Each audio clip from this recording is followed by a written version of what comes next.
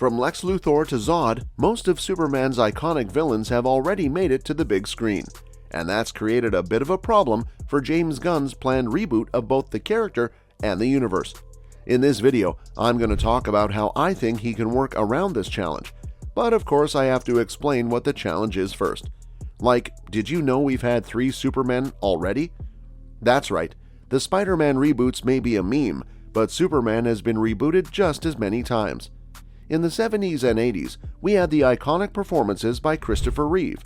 Brandon Routh got one shot at the role with Superman Returns in 2006. And finally, there was Henry Cavill. These are just the movies, by the way. If I started listing the Supermans of television, we'd be here all day.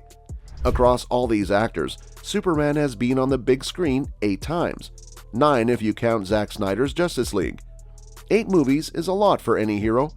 Superman is only topped in this regard by Batman and his 10 movies. But Superman isn't the problem, right? This video is about his villains. Well, it turns out these issues go hand in hand. You see, each of these 8 movies had to have a villain.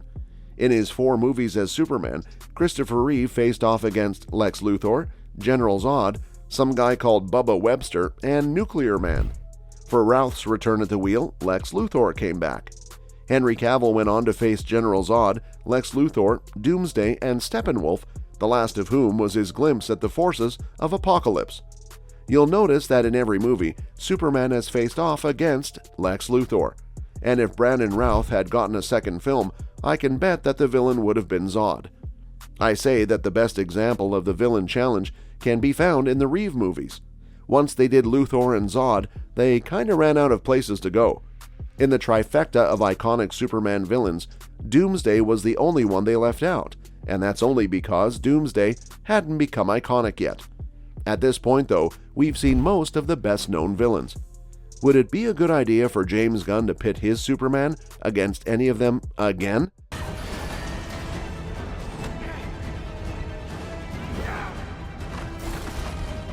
I mean, I guess Batman vs. Superman, where we saw the Snyderverse Luthor, will be almost a decade old by the time Superman Legacy is out. But General Zod is turning up in this year's The Flash, so he should probably be out of the question, right? And before I start to tell Gunn what he should do next, I need to acknowledge something. I get it.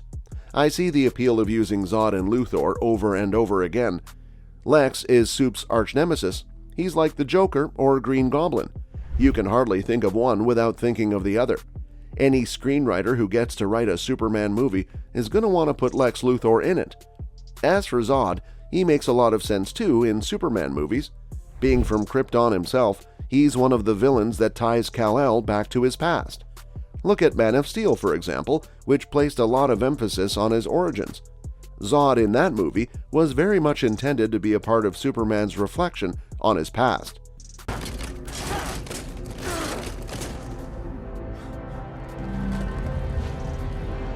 Other villains of Superman can be hard to adapt. For instance, Doomsday is a famous Superman villain, but he's only been in one movie. Born to destroy you. That's because, just like you can't have Bane without breaking Batman's back, you can't have Doomsday without killing Superman. Since Superman's death was part of Zack Snyder's narrative, he used Doomsday. Now, I have some ideas of which villains James Gunn could use before returning to, say, the Zod well. For context, though, let's go over what we know about Superman Legacy. While we don't know the plot of the movie, we know some things Gunn is going for. We know that he's featuring a relatively younger Superman. We also know that the plot will see Superman grapple between his life as a human on Earth and his Kryptonian legacy. And that's about it. So based on these crumbs of info, I'm going to throw out some suggestions on who the baddie ought to be. Let's get one thing clear though, Lex Luthor should be in the movie, but not as the main villain. I think it's important to set Lex up in this first movie. Someday Lex will be the main villain of a Superman film, and the sooner you start building up that animosity, the better.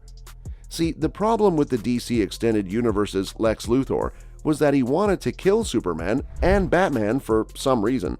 Those reasons were never established very clearly. Since Superman will have been around for a while in the new DC universe, Lex will probably already hate him. His role in the first movie should be to show us what exactly his deal is. As for the actual villain of the movie, how about Brainiac? He's the most famous Superman villain to never be adapted to the screen, and I say it's about time.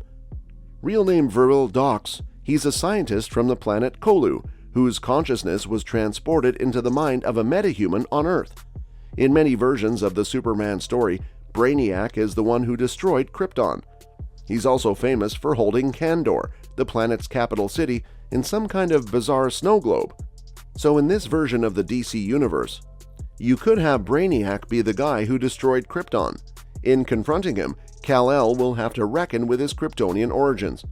What makes Brainiac even better for this is that, though he's normally a Superman villain, he's definitely a Justice League level threat. He could serve as the Thanos of this first era of the DC universe if Gunn wanted to go there. I'm telling you guys, Brainiac is inevitable for the DCU. But I've got other options for you. Consider Bizarro. Bizarro is a relatively uncomplicated Superman villain. He's basically the mirror image of Superman, having a lot of his strengths and powers while being mentally different. If Gunn wants to make a movie that puts the spotlight on Superman / Kal-El / Clark Kent, Bizarro would be great for that. He'll serve as an antagonist without creating any moral dilemmas or complications for the Man of Steel. What's also interesting about this is that Bizarro is usually a creation of Lex Luthor. Remember how I said Luthor should be in Superman Legacy? Well, Bizarro could be the start of a rivalry between the hero and the magnate. Since I imagine Bizarro would be bad for Metropolis too, he could end up becoming a problem for LexCorp as well.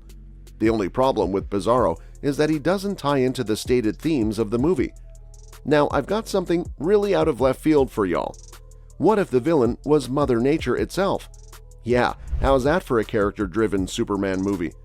James Gunn has hinted that he's taking inspiration for Superman Legacy from Grant Morrison's tear-jerking All-Star Superman.